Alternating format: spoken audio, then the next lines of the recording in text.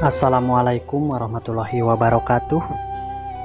Kita jumpa lagi di Koleksi TV, channelnya peternak pemula, channel edukasi akan memberikan seputar pengalaman beternak dengan apa adanya. Jauh pemikiran saya sebelum beternak bahwa pengalaman pahit dari kehidupan saya sangat menyedihkan, teman-teman. Sebelum saya memulai berkarir di dunia peternakan. Nah, jadi seperti yang ada di dalam video ini, beternak bukan hanya sekadar hobi, namun saya rasa banyak beternak itu mencari sumber penghasilan dan juga ekonomi ya tetap berjalan. Seperti itu, tetap lancar.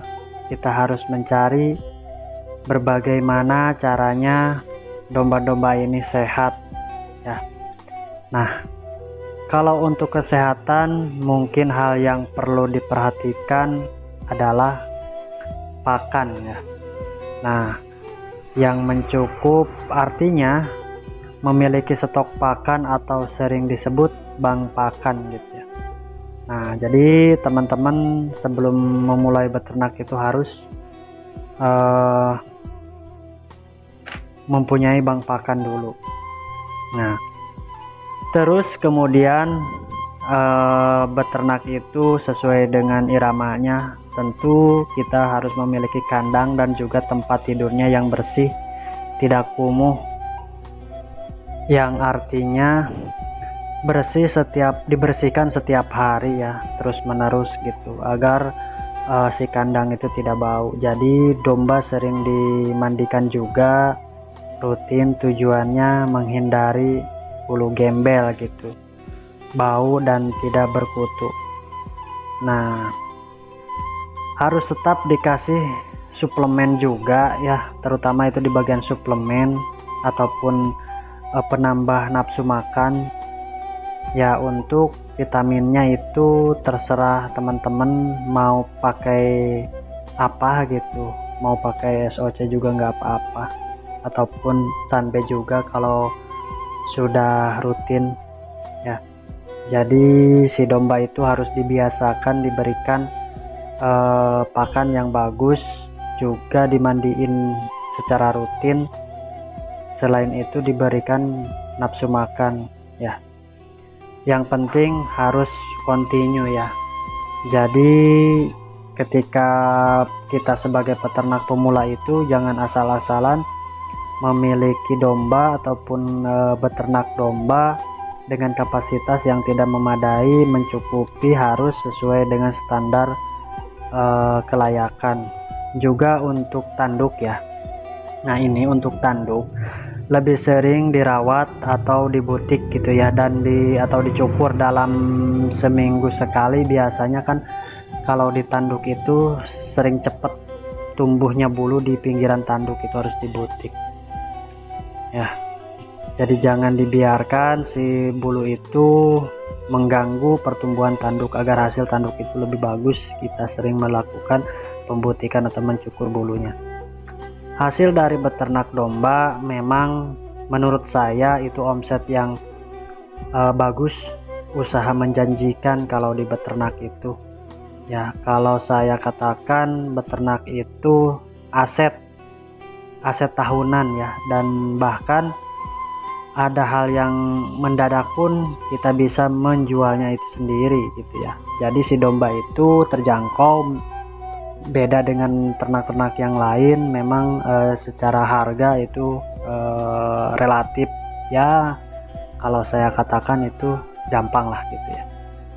Jadi buat teman-teman peternak pemula tetap stay tune, tetap semangat, tetap continue untuk terus selalu bersemangat dalam menjalankan beternaknya gitu, seperti itu. Jadi pada dasarnya, pada intinya beternak itu harus memiliki bank pakan yang cukup ya. Rumput-rumput berkualitas, rumput-rumput yang memang nutrisinya tinggi. Jadi kalau memang teman-teman mau menanam dulu rumput ya, itu akan lebih memudahkan kita untuk beternak ke depan ya. Kalau menurut saya ya, ini untuk himbauan buat teman-teman, harus